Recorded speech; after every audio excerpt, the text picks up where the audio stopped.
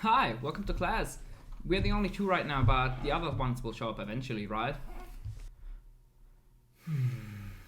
I hate my life. I hate my life. And Professor Sunreis Productions! Hello class, Professor Sunreis here. In today's class, we're gonna take a look at competitive deck building. We're gonna talk about how you wanna decide on what deck you wanna play. We're gonna talk about how you wanna structure the deck, what you wanna take into consideration when building your extra deck, your side deck.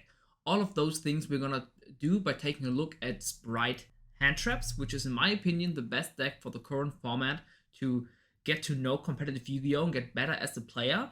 Not only is it very strong, of course, but it also has a very grindy deck approach and a win condition in general, especially if it goes contested. So if you get hand-tripped, if you get disrupted, etc.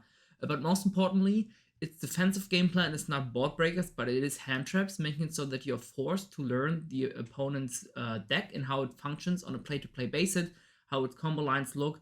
You have to know these things when playing a very hand trap heavy deck like a hand trap Spright, just because if you don't hand trap your opponent correctly, you will just lose, because you will just lose way too many resources in the meantime. So without further ado, don't forget to like and subscribe with some feedback down in the comment section below, and let's get right into the video. So before we go into anything related to the video, it's very important to say this is not by a definitive guide to how to choose a deck for a tournament, because we're not gonna take the meta into consideration. We're just gonna take a look at how a competitive deck list is looking like and what your thought process should be when you want to build your deck as competitive as possible. And the very first step you have to do for this exact reason is going to be define your win condition. In this case, we have the Spright engine, which is a very strong grind engine, mostly in the form of Spright Elf. This is going to be the most important win condition. Just keep on reviving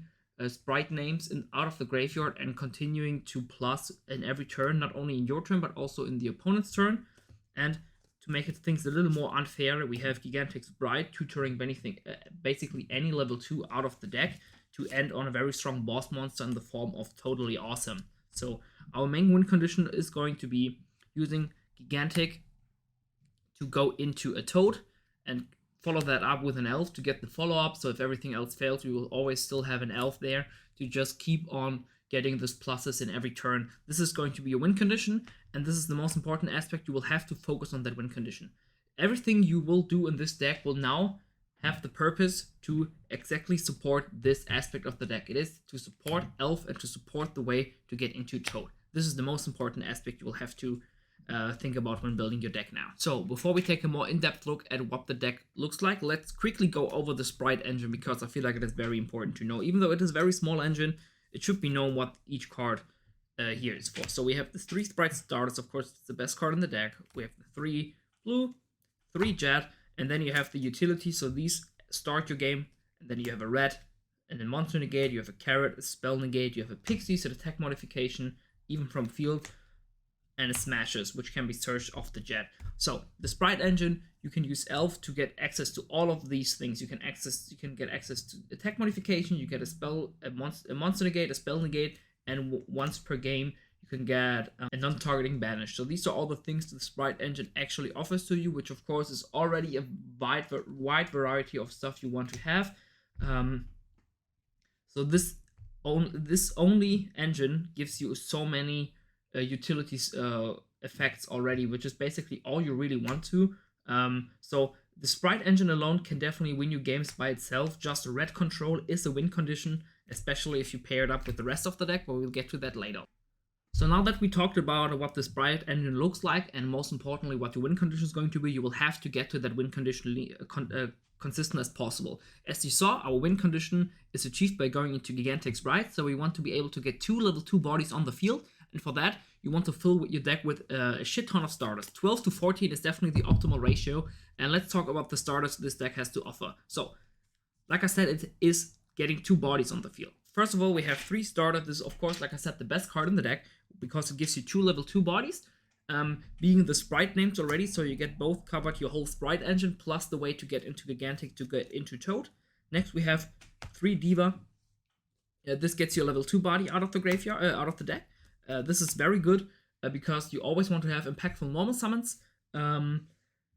This also has additional synergy because you can go for combo lines where you can get Handtraps back on your hand from the field thanks to Huggy Firebricks, because this is a tuner, and this is also a water monster, which is very important because Toad can recycle those to get even more follow-up going. Then we have 3 Product Prosperity. With the amount of starters we play, we have a very good chance of seeing either a hard 1-card starter or in pinch a very strong extender. So I would also count these as starters, especially if you go for a 6 bandage, which you don't always want to do, but this is definitely a very good starter as well. And then for the least good starter, we have 3 Swap Frog. The way we play the extra deck, we have 1 slot where we can turn this into a 1-card starter. This is by far the worst starter, but it would still count it as 1 because in a pinch this will always get you into a Gigantic, and from there on you can play the Brave, Spright grind game. So this is all the starters which we are playing. Important to add is that we do play 6 normal summons. This is slightly over the ratio you really wanted to play. You would usually want to play 5 normal summons because they can brick in, especially going second. You really don't want to see too many, especially if you're not forced to use them that way. But in this ratio it is still fine because you can, if you draw multiples of these, so if you draw 3 of them, so for example 2 Diva, 1 Swap Frog, you can still make use out of the Swap Frog, and even if not, it's still only 1 extra normal sum which we are playing, so it is not going to come up too often where you will just have too many normal summons. So of course, while we still have a shit ton of starters, the opponent will more often than not still have disruption against us, and for those we need extenders to actually extend our combos if our first starter gets stopped. And for those, we have 3 blue, 3 jet, which open up the whole Spright engine by themselves, basically, and even a red, a carrot, and a pixies do act as starters for the engine, just because they are free level 2 bodies to get on the field, and they all still have graveyard synergy because you can just revive them with elf. So if you get them into the graveyard, you actually have access to them thanks to our win condition being elf, of course. So keep that in mind.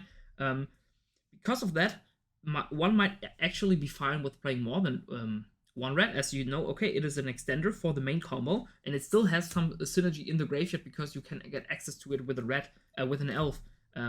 So take these into consideration when you're deciding on the ratios. For now, we are playing a 1 ratio because we have the broken payoff, which is the frog engine.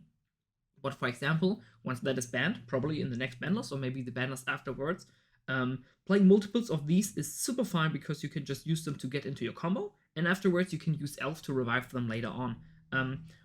How I define an extender is quite simple in my opinion. In my opinion, extender is a card when I draw 2 of them, I basically have the same thing or even something better than just drawing one starter. So for me, a starter is like a 1-card thing, and extenders are things which work in tandem of 2 cards. And for extenders, you usually want to be around more than where you have starters, but keep in mind, all of our starters are very independent from one another, apart from the frogs, of course. So if we draw any of the starters, for example, we draw a Diva and 1 Spright starter, we still have like we have the 1 starter, and then the Spright starter acts as an extender to extend our combo through the opponent's disruption. So keep that in mind. So these are all of the gas cards which you play and help you play through boards and help you play through the opponent's disruption, stuff like that. Now, of course, engines can't all be just gas and good cards and starters and extenders. You will have a few bricks here and there. It is very important to keep your brick amount as low as possible. And for this deck, we only have 2 bricks, which is, in my opinion, like the perfect ratio. Of course, if 1 or 0 bricks would be more optimal, but you basically never get a deck which has 0 bricks, just how Yu-Gi-Oh works. Because everything is so searchable, you will just want the additional power or tempo this gives you. And we have 1 Ronatonin, which you really never want to draw. It can be fine with a Swap Frog hard draw, but you don't really have that much access to Swap Frog. I would definitely count this as a brick, even though this can just be normal summon. This is not the worst brick. Going first, these usually are fine to draw, and going second, they start to really hurt. And then 1 Spright smashes. Like I said, going first is super fine to draw. If you have full combo, you will just search a starter instead, and you will have everything you want. But going second, this is just not good enough. Rarely ever helps you break boards unless you exactly open starter. So these are our 2 bricks, and like I said, there are still like good scenarios where these can still be drawn and you still get some value out of them. It's not like you have a dead card. These are by far not garnets. And if you don't know what garnets are like are named after Gem Knight Garnet, a card which your combo doesn't function if you hard draw it. these are still fine to draw. You can get value out of them in the hand. So these are just bricks. And in my opinion, 2 is really only, if you want to be super consistent, you never want to go over 2. Of course, I played deck like Virtual World in the past, where you play more than 2 bricks or non-starters, non-extenders. But if you want to be super competitive and you want to have the most consistent tournament results ever, you would definitely not want to go over 2 bricks a piece in a deck. And then lastly, as you've already seen, we went over like I think 23 cards out of a 40 card deck, which is of course the amount you want to play. Stay at 40. This is the most consistent you will ever get because, like I said, we have cards like Starter, we have cards like Blue or Jet or Diva, which are just way stronger than other cards in our deck, and we want to get to them as consistently as possible. So we still want to have that insane consistency, but of course, Yu-Gi-Oh! Is a game of chance, and we will lose a lot of die rolls, especially if you're as unlucky as me currently. But that's a different story. So we want to have a way to disrupt our opponent, and like I said earlier, we are playing just a shit ton of Handtraps.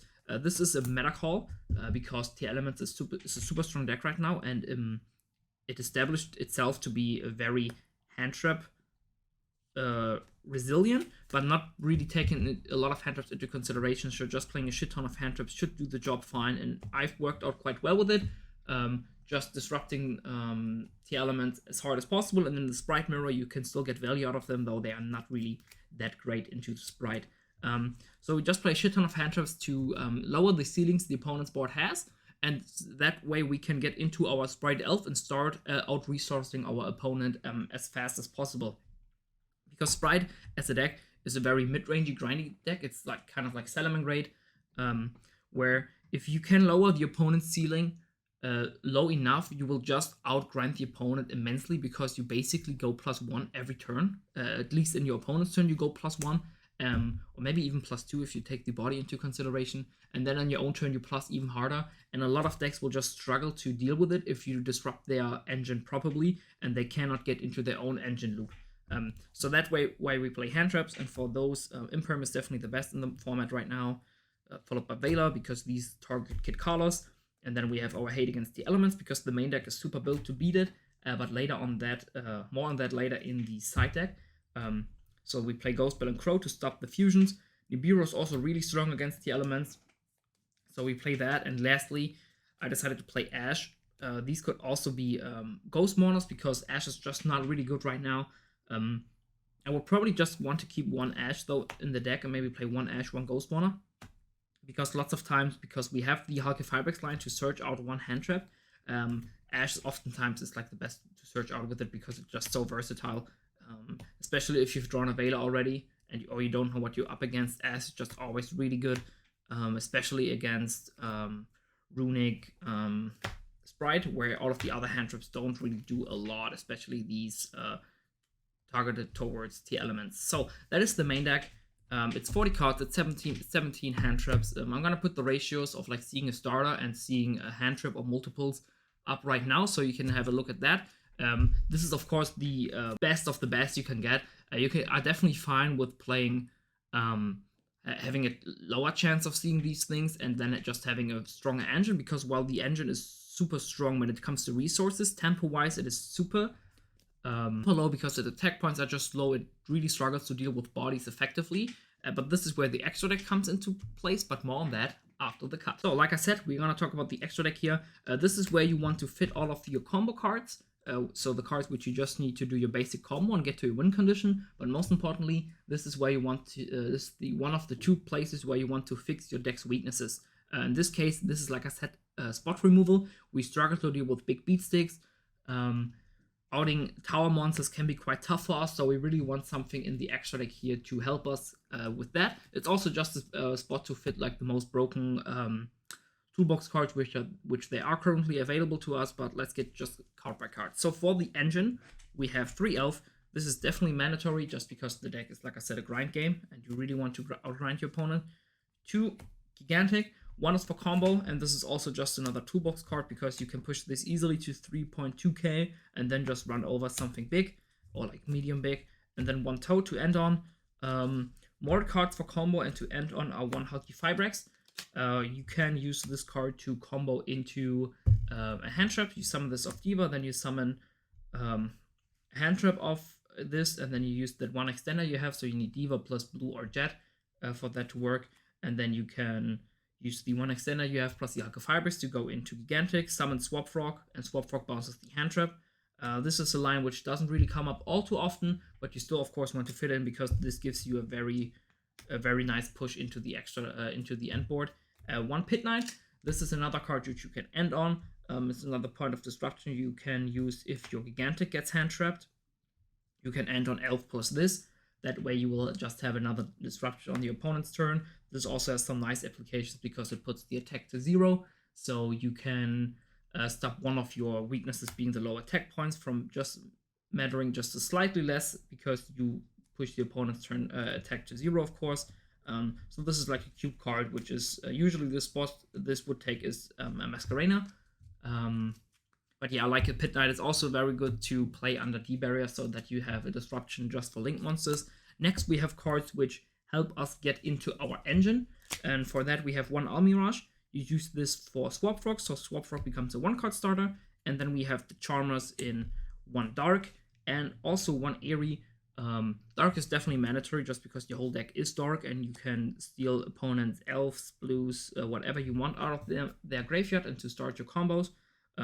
Eerie can be used to get opponents' toads, though I'm considering to cut this because this comes up less and less now that I'm not playing the Nimble package anymore, because you just are not playing that many water monsters to begin with.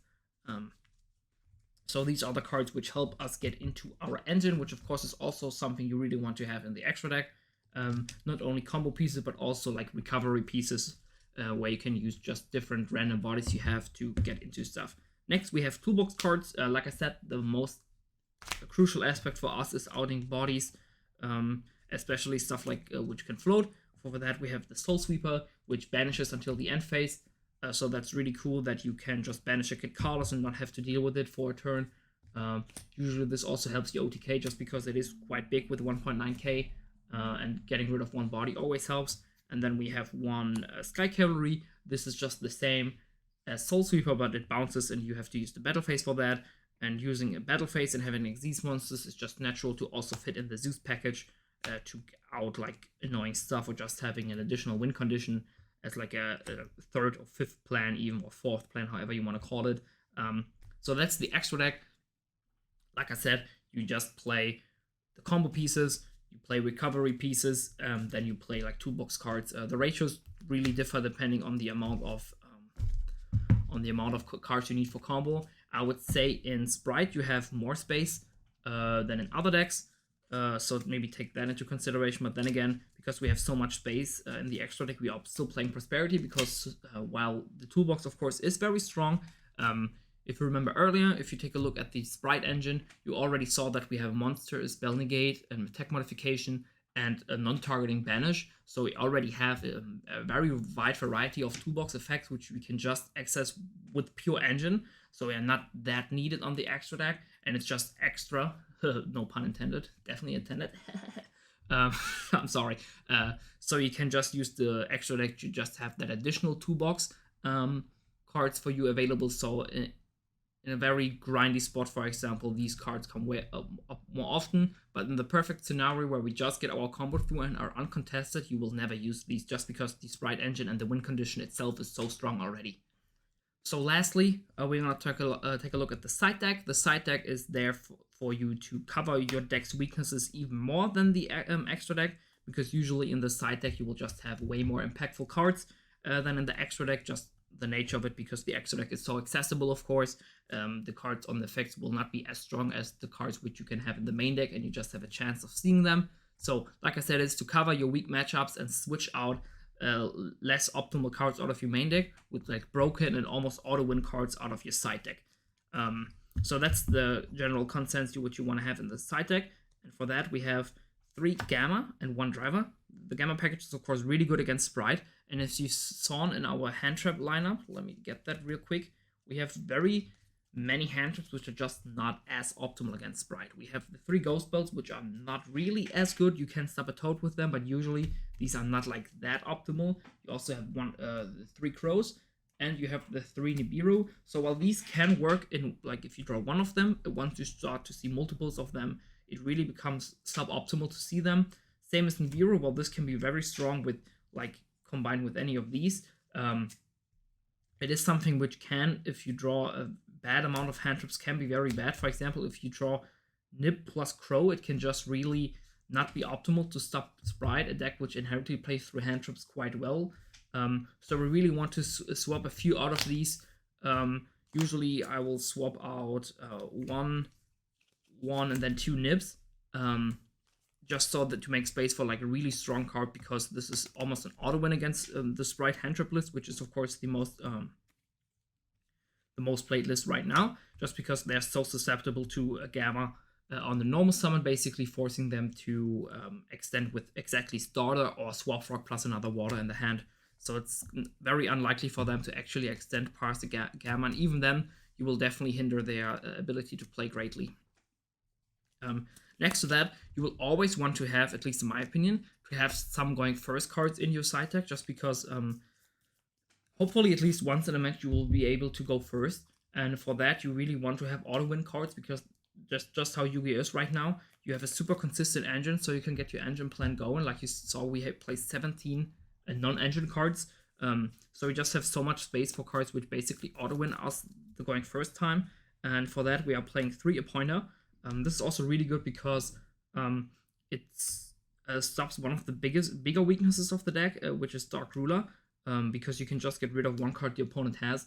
So this is like a really strong card in my opinion. Just playing 3 Floodgates or like 3 Judgments or something to counter your opponent's side deck's card in your side deck and have an auto win card for going first is very mandatory in my opinion. And then lastly, the meta is filled with Mystic Minds right now, so I really want to play very strong cards against that exactly. And for that we have 1 Spright Smashers, which is of course a very good card in general. But most importantly, this is another 1-off, or a 2-off if you side it in, which your engine can search, and which is definitely something you want to take into consideration in the side deck. If you have a card in the side deck, or in your engine, which is really strong and really accessible, but it's not really main deck worthy, it's definitely worth it to take it into consideration for the side deck, just because if it's an auto win or like a very strong card into certain matchups and it's super accessible, it's way better to side one of them in than, for example, the 3 Appointer, just because you will have a way higher chance of using your combo and then searching the 1-off with your engine than having to hard draw a 3-off.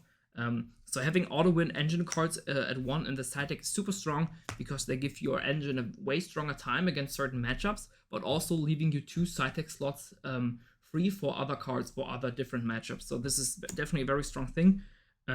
And I'm a really huge fan of playing 2 Smashers. I would also play them in the main if they weren't as bad going second. So 1 in the side deck is fine. Then we have 1 Red Reboot. This is of course an auto-include in every side deck right now, because Floodgates are everywhere. And then for more back row hate against Runic Mine, we have 3 Cosmic, because it's basically the only thing you can play against them. 1 Feather Duster against back row, and 2 Lightning Storm against mostly back row, but also Flunder. Though us playing a shit ton of hand traps, we are usually fine against that deck.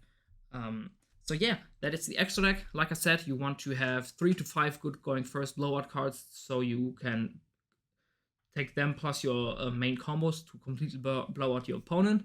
1-offs, which your engine can search, are also really good. Like I said, making it so that you can save you some space in the side deck. And then specific blowouts against the current meta. A back row hate will usually always be put in the side deck, just because combo decks are so prevalent in Yu-Gi-Oh! And back row hate usually does very little against them, making it so that stun decks or like Floodgate decks are really a good answer to them, because they play good into combo decks, making it so that you're basically forced to play back row hate in the side deck. And with Mystic Mind being pretty prevalent right now, I am feeling very confident playing a shit ton of them into the side deck. So, hope you guys enjoyed this very in-depth deck profile and very theoretic deck profile of my Spright Handtrap deck list. If you have any questions, definitely let me know them in the comment section below.